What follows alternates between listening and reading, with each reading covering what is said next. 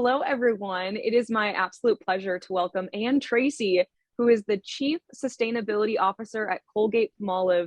And today we are discussing their current sustainability goals and their action plans leading up within the next few years here as we kind of journey through this sustainability route together. We'll kind of let Anne introduce herself here, give you a few words of wisdom before we get started. I don't know about words of wisdom. Hi, everyone. I'm Ann Tracy, Chief Sustainability Officer, as Angelina said, of Colgate-Palmolive. We're a multinational company that's been around for over 200 years. So we've been on this journey for some time. My background is actually, I come from a STEM field from supply chain. I've been at Colgate nearly 32 years now, and pivoted in the last 5-6 years to focus on global sustainability, which is a really important initiative for our company. It's built into our growth strategic plan. And we, like I said, have been on this journey for 20 years. I think one of the best things that we can recognize right off the gate here, as many of you know, I am on the road to compete for Miss Minnesota, and our service initiatives run very, very well hand in hand. We're just going to jump right in. I have a few questions for Anne to answer for myself and to be able to share with all of you. And we're just going to start with number one, which is, what changes in packaging have you made in the last 2 years to become more sustainable, just as the entirety of the brand? So great question. And we're doing a lot in that space. In fact, that's one of the areas. So we have, to be brief, we have what we call a sustainability and social impact strategy. It's our 2025 strategy. And it has 3 ambition pillars: driving social impact, helping millions of homes, which is around our products, and then preserving our environment, which is what it sounds like. And under those 3 pillars, we have 11 actions, which are carefully thought through, that are relevant and make sense for Colgate as a business, and then over 50 targets sit behind that. Under preserving our environment, one of our actions is called eliminating plastic waste. So we're aligned with the Ellen MacArthur Foundation global commitment. So we've committed to getting rid of unnecessary problematic packaging. We've committed to reducing the amount of virgin plastic that we use by 2025 versus a baseline of 2019. And then finally, we've committed to becoming 100% recyclable in all of our plastic packaging. So to answer your question with that context, the biggest initiative, hero initiative, as we call it, that we have right now is converting all of our toothpaste tubes to become recyclable. Wow. So we're on that journey. We are the world's largest provider of toothpaste, and we make over half the world's toothpaste, which is the world uses 20 billion tubes of toothpaste a year. We make over 9 billion of them. And we're converting all of those to a new monomaterial plastic, which is HDPE, like your milk jug, and that will be fully recyclable going forward. That's incredible. And kind of just to give some insight to some of the listeners here, many of you might not know this, but not all items that say that they can be recyclable are fully recyclable. So that is amazing. And I love that term that you used of kind of that hero initiative. I might need to use that in some of my branding here leading up to Miss Minnesota. I absolutely love that. So let's just hop into the next question. So what are for your expectations of the customer as to the awareness of sustainability of packages? Because I know from a consumer's point of view, we kind of become blinded to the amount of plastic that we consume on a day-to-day basis. And how do you think consumers react to that as you are trying to, brand yourself in a more sustainable manner? Yeah, it's a great question. And to clarify, we're talking about consumers, or we like to call them people, because consumers are people. Yes. And what we're learning, and we're spending a lot of time trying to better understand this kind of trade-off, this challenge. And what we know, there's lots of different surveys out there. We happen to work with Kantar and quote one of their recent surveys where they actually surveyed a number of people across a number of countries. And they said, do you want to live more sustainably at home? Do you want to buy sustainable products? And over 90% of the people say absolutely yes. Yeah. But when it comes to actually doing it, and 16% Yeah. do it.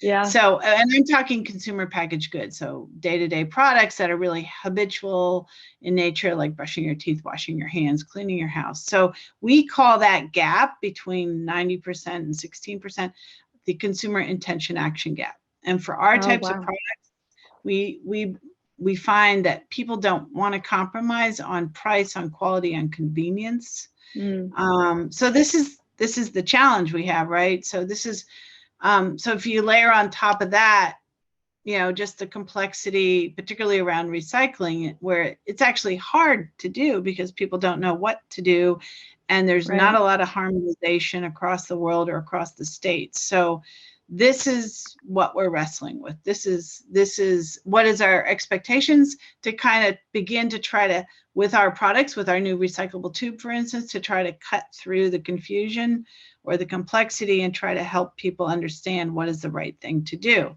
But today, people should always check locally what are their, current recycling Yes. practices and processes in their local communities. Yeah, keeping yourself informed indeed. I know that we kind of talked about this before we started this recording, but we were just talking about how sustainability is a current kind of continuation of knowledge and being able to just kind of continually grow with what's changing in the world and being adaptive to it. Right? So And it's changing fast. Yeah. it is daily, quite honestly, as we speak. So we will hop Mm-hmm. into the next question. And this kind of goes hand in hand with the consumer and people who purchase Colgate-Palmolive products. But how do you personally invite the customer to engage in a more sustainable action? And I know we were just kind of talking about this, so kind of piggybacking off the last Yeah. question. But in a world that has this circular economy, how do you feel like we can bring people like ourselves who maybe have Colgate in our bathroom right now, being able to get them on the same page of what they're doing in the sense of buying your product is helping make the world a better place, as simple as it sounds, by brushing your teeth with a package that is completely recyclable? How do you feel like we can invite them into that? Yeah, so I think it really is building off of how do we close the intention action gap that I mentioned before. Yeah, And we're looking, so first and foremost, we have to meet the consumer where they're at. And people are at different parts of this journey, right? Depending on most what's going definitely. on in their lifestyle. So we have to understand the different personas of people who we're trying to serve with our products. And we really do, and that's all that to say we have to be people centric. We have to put ourselves in the shoes of the consumer first and foremost. And then it's really critical knowing what they're thinking to get the right messages to them. We did run a short campaign across a number of our brands. Was it earlier this year? A short time ago. It was just for a month where we actually took the artwork off of the tube that you Mm, normally would see, and it yeah. said "recycle me" across a Wow. big Big "recycle and me." bold. So it was to tell people when they're done with it, because you typically use your tube for 150 squirts. When you're done, remember, because it might have been on the carton, but you throw the carton away, so you don't remember that. So it's reminding people what to do. And the carton, by the way, is there for an important reason, to protect the tube in shipping. We get a lot of people asking, why do you need that? So that's something, we continue to explore. But the most important thing is to get a quality, not damaged tube into people's hands every day. That's what we're trying to do. So we have to communicate to consumers, meet them where they're at. And then finally, if we can do it, we've been using the toothpaste as an example. We have other products we're working on. Make it a superior experience, bring a better benefit, Yeah. entice people, engage people, get them to want to use the product because it's going to be a better product. And I like to use the example of SodaStream. SodaStream Yeah. is a very sustainable example where it's a refill model. You're not shipping water. There's so many great sustainable things about it. So it saves a lot of carbon.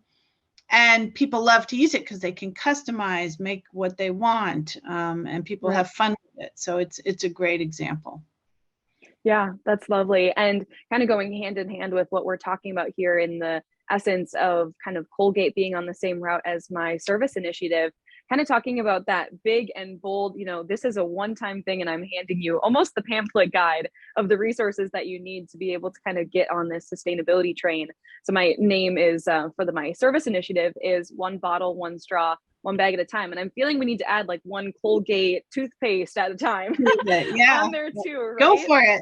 Big and bold, just one tube at a time. Yeah. Well, actually, if I could just add to that point, it's a good one because, again, I stated in the beginning, we're part of the Ellen MacArthur Foundation Global Commitment, and they really are seen as the global thought leaders in terms of definitions and how the world needs to move to a circular economy. And they have a very clear definition of what is truly recyclable in practice and at scale. And that means that 30% of the people of a given region of a population of 400 million have to be recycling it to actually be called recyclable. Exactly. So there's a bit of a chicken and egg thing going on there. So we recognized when we came out with this tube to really scale it quickly, it couldn't be just Colgate developing a recyclable tube. So we actually shared the technology in over 70 different venues, kind of like software does. And now I'm pleased to tell you that 75% of the toothpaste tubes, that's the next third largest producers of toothpaste, have committed to move to the same HDPE monomaterial. Wow. So by 2025. So that means that a significant portion of tubes will be recyclable by 2025. Yeah. So now we just got to get the word out to the infrastructure, to consumers. And that takes a lot of work. That's technology to develop the tube was just half the job. The other half is now the communication. It's huge.